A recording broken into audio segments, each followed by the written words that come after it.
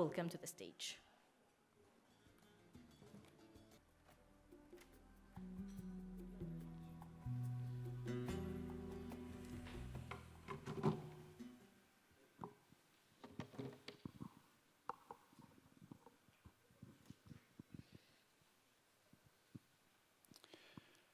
Good morning, and thank you very much for having us.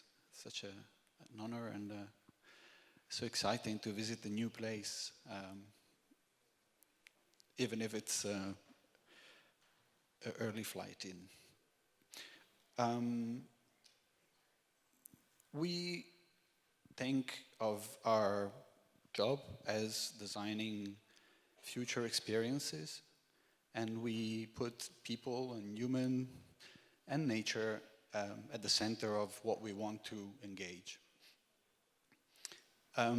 Very quickly, I want to explain what points of view means. It's not really a brand or the name, it is the name of the office, but the idea is that that's how we work. We engage with different points of view around the briefs and the projects and the places that we are asked to work with, and these points of view become our proposals. As part of that, we have used this method to understand and propose something in this beautiful city without actually having been here before.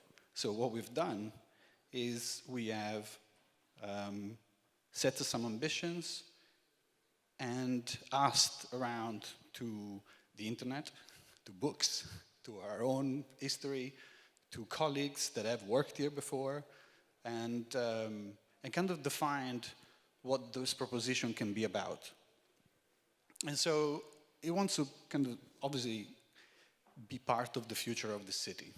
And we understand it's a thriving place, it's a place that is finding a new life, a new expression of its culture, which is very deep and rooted, but it also is looking to the future with structure and ambition. And we kind of started to interpret what we understand about Omani identity, which obviously is very limited and very biased, but is very fascinating. Much like Xavier was saying before, there's a fascination about coming to places that mean a lot to us in Europe, but they're not directly linked to us in a way. So there's this kind of fascinating space between the two cultures.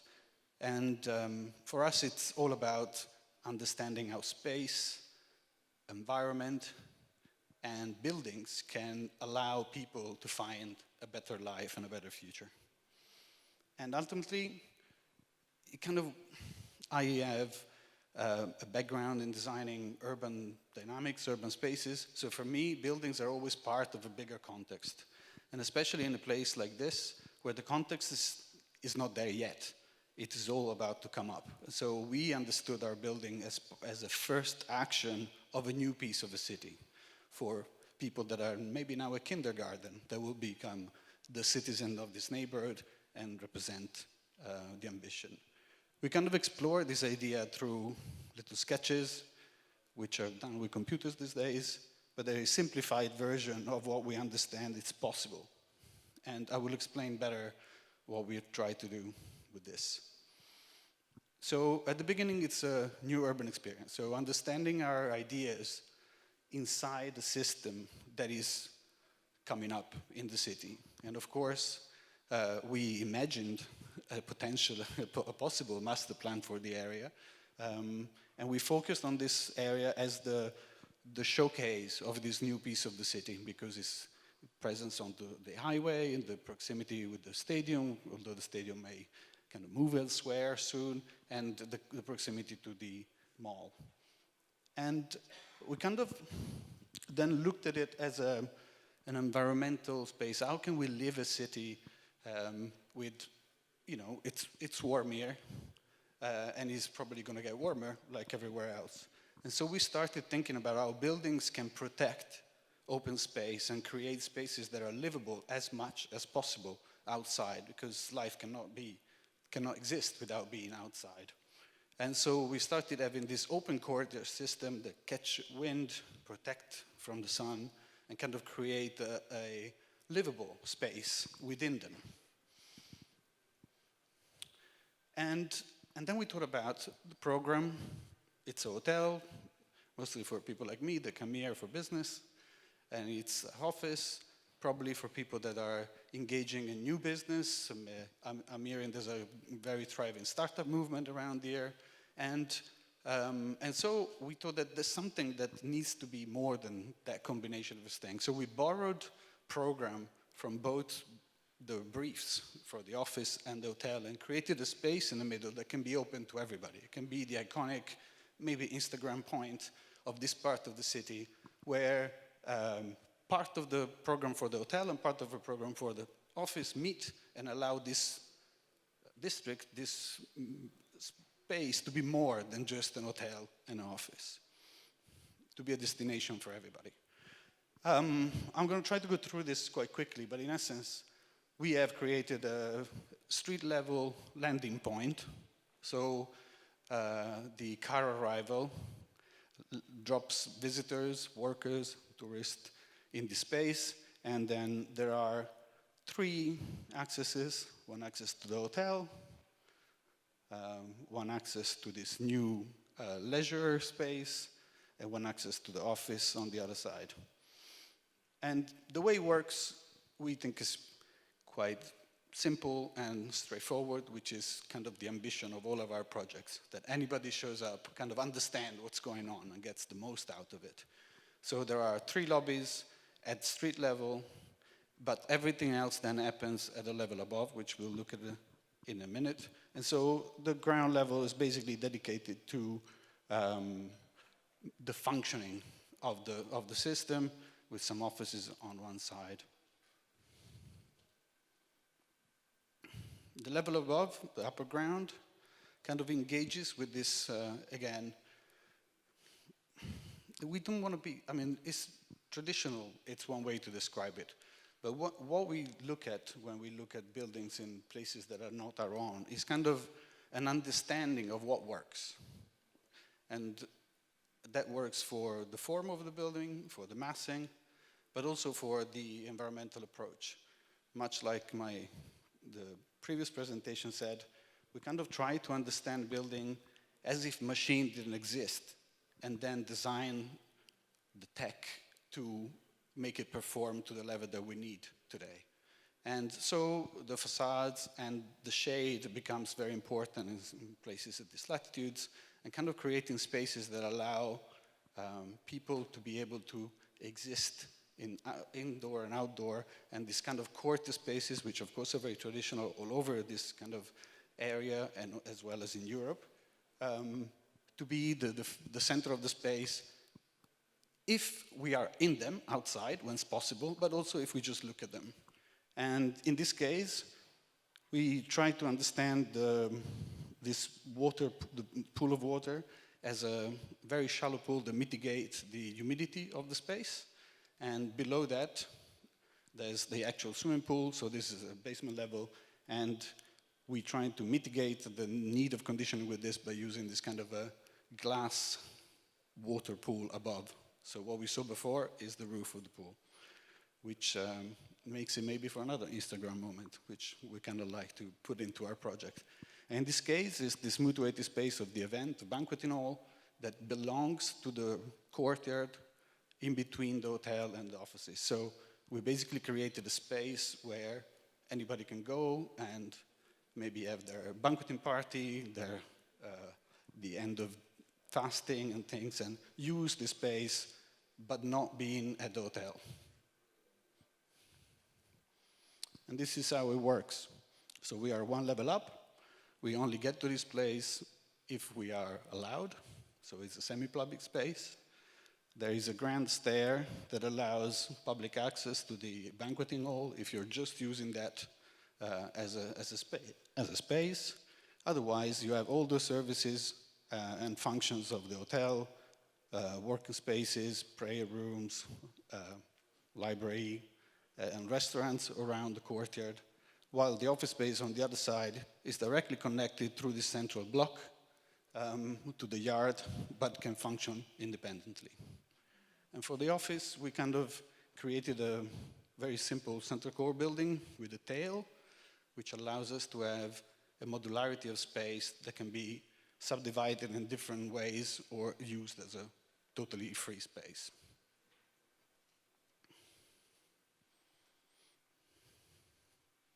The typical floors, in essence, are very simple, but what we try to do is modulate the height of this building to allow for suspended gardens and roof gardens to give some quality to the suites, and also some potential outdoor space to different parts of the program. So the lounge bar as is on rooftop, and the offices can also access this rooftop to have something to do when you're not working.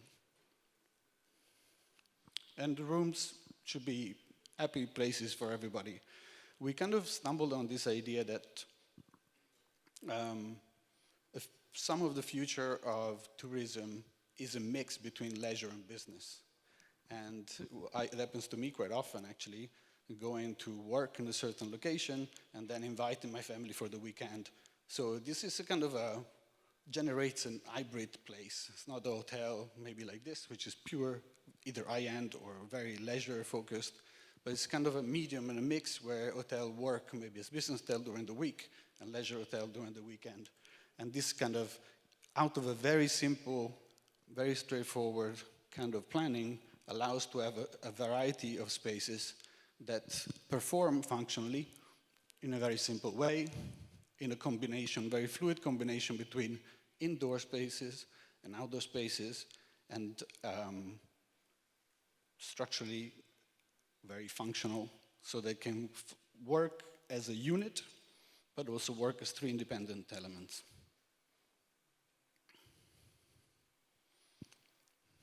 Just a little bit more on this. We have basically allowed for the building to, as I said, to be managed as one single unit in terms of, again, I'm probably going to repeat what I said before, but it's kind of, we're trying to conceive the energy management, and especially the air conditioning management, as a balanced system through ideally a kind of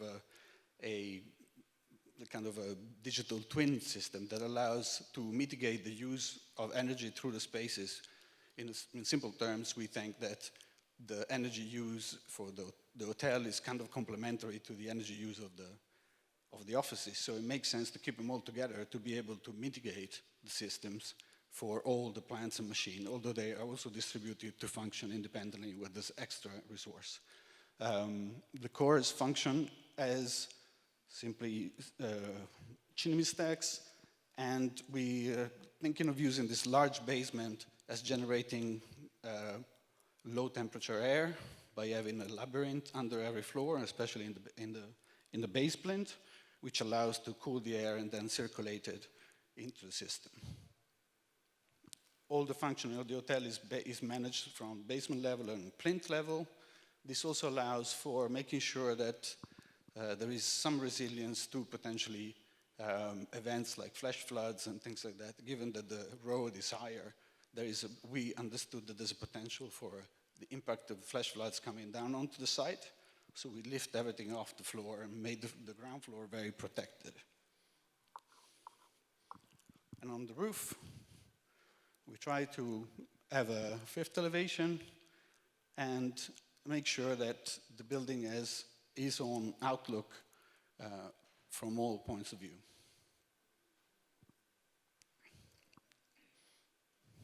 The roof level obviously has some plant rooms, they're stacked onto the core.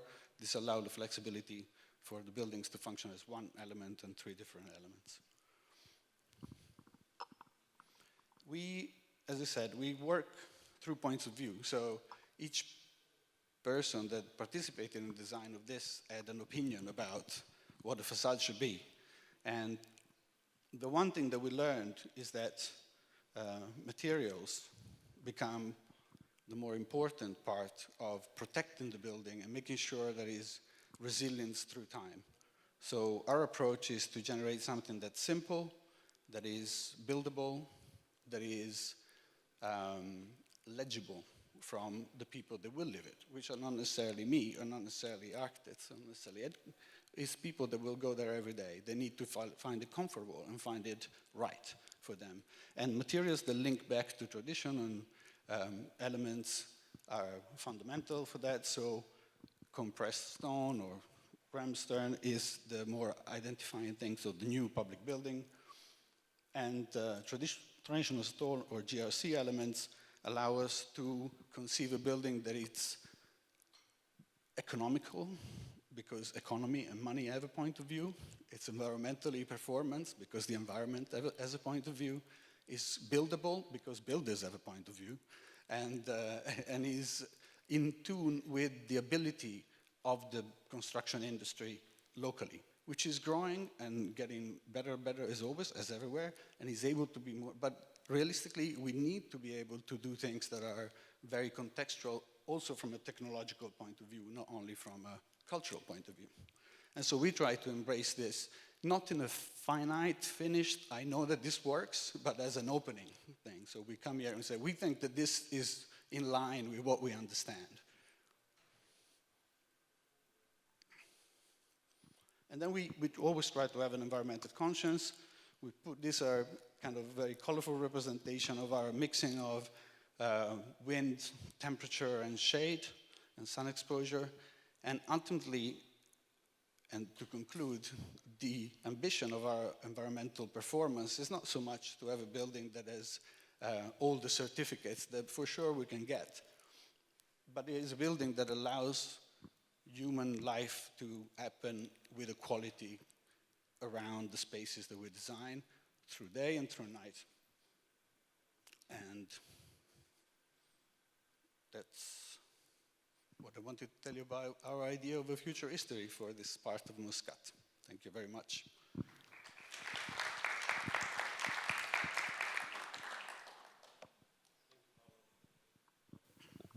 Thank you, Paolo.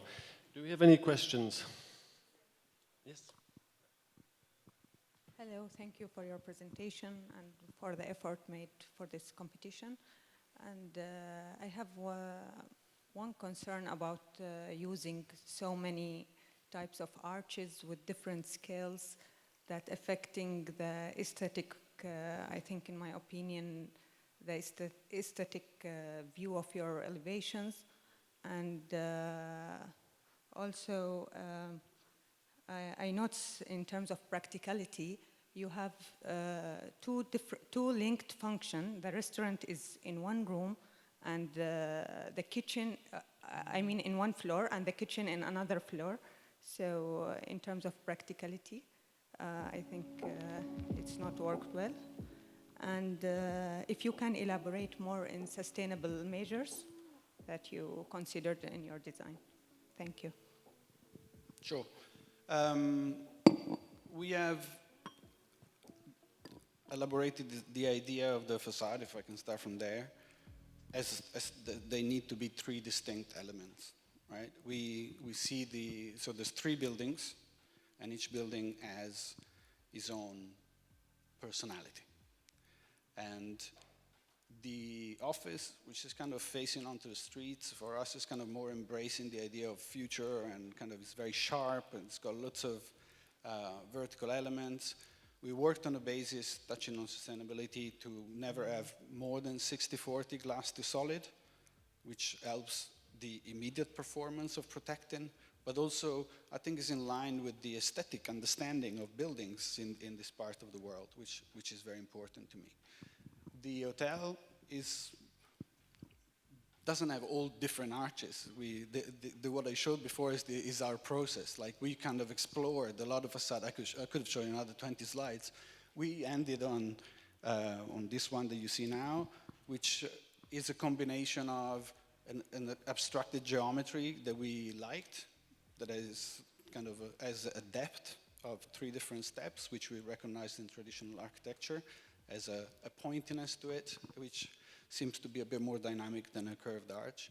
And the block in the middle, the rammed dirt thing, that is obviously a slower, more massive type of construction that suits the idea of rounded arches more than any other type of construction, because we didn't want to put massive lintels to have big openings, so that was the same. And for us, the very important thing was that each one of this building has a relationship, spatial relationship to each other, a programmatic relationship to each other, but is a distinct thing. They are their own element. And you asked about the program, about having everything lifted from the ground.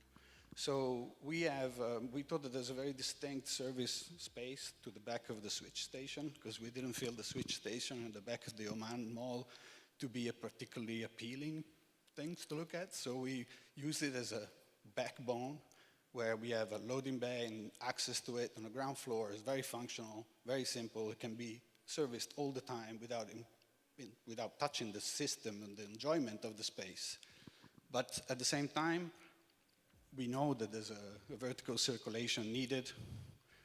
For all the restaurants, there's a prep kitchen on the floor where the tables are, where the service is, and there's a preparing kitchen, a more hard-working kitchen at a lower place, which we know it's a fairly standard way of using or servicing large places like this. So we're fairly comfortable that that is workable.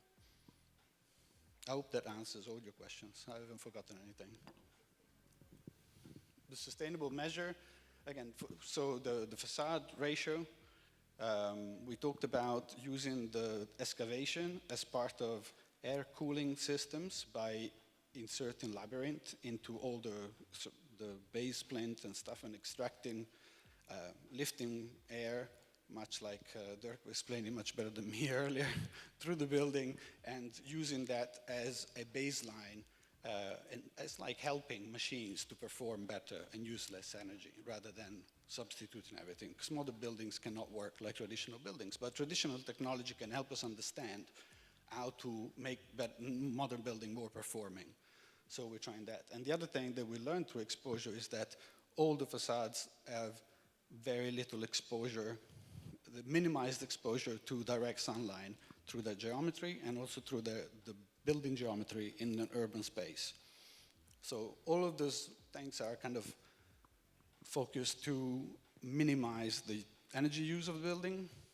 The material we chose are focused to minimize the carbon embodied into the building, and the construction technique that we think are appropriate to build this also go towards facilitating low materials that come from around here and not from the other side of the world, wherever possible, and that are easily constructed, therefore using less time, less energy, and less transport needed. Any more questions? Hello? Working? Can you hear me? Oh, thank you very much for the wonderful presentation.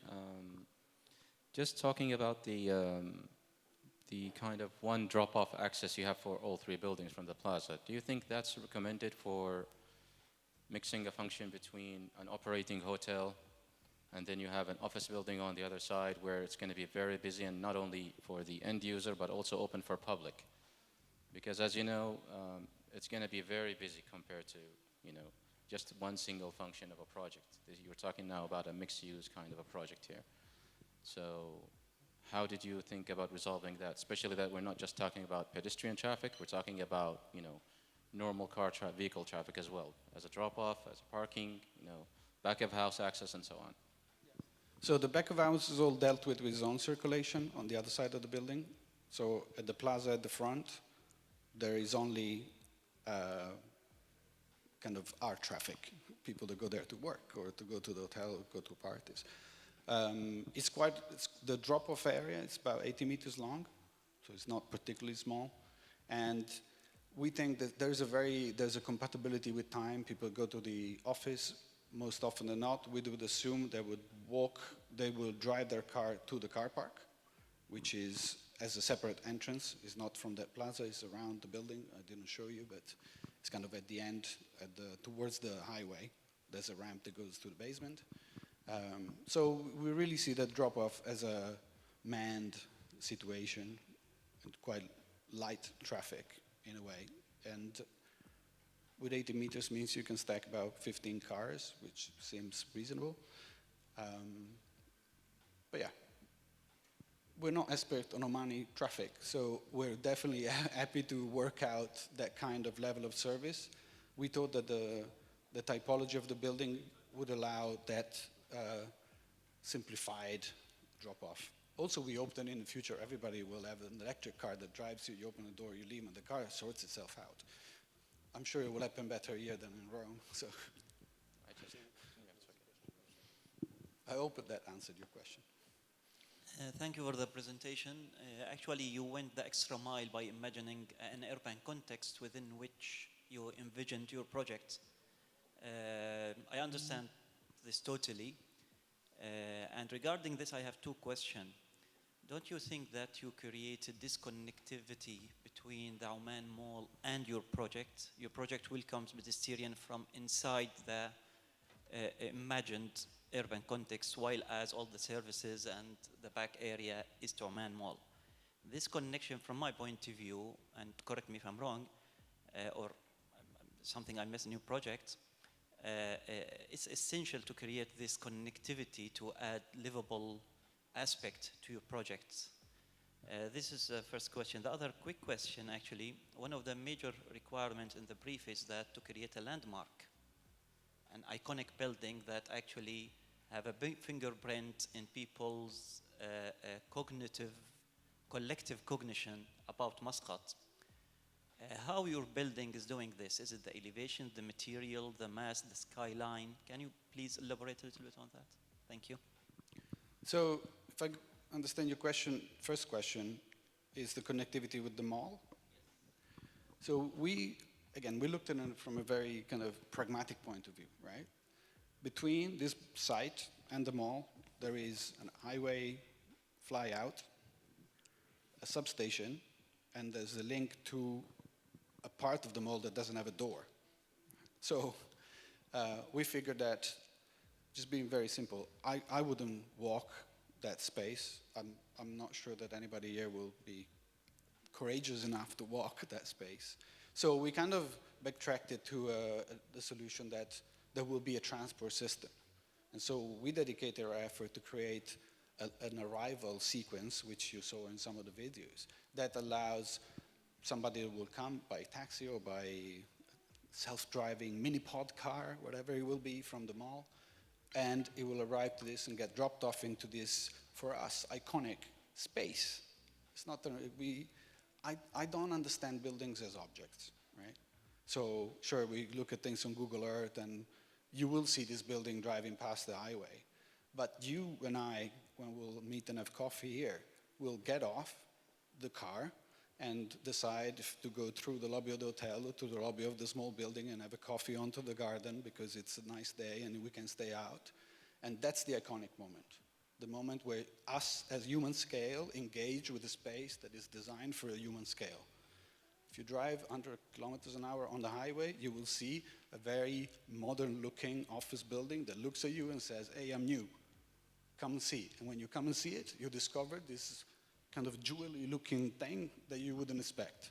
And that's our idea of being iconic, by people engaging in something they wouldn't expect and recognizing, and ideally, hopefully, recognizably at the vibe level, right? It makes sense. It looks like I kind of seen it before. I think we're running out of time, Paolo, but I must say I really appreciate the fact that you you had the courage to look at the urban plan, and not just to design a building, but to make an urban plan. And it almost looks like you really do understand what's happening here, because the plan really fits in somehow. I also think I appreciated the idea that you introduced that middle building, that you decided to create an extra program. I feel that is something that the program really needed, and that you had the courage to do that. I would love to know, but I don't think we have time, so it's not going to be a question, but your point of view on the icon.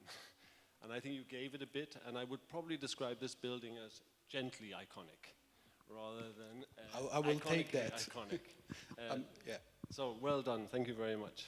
Thank you.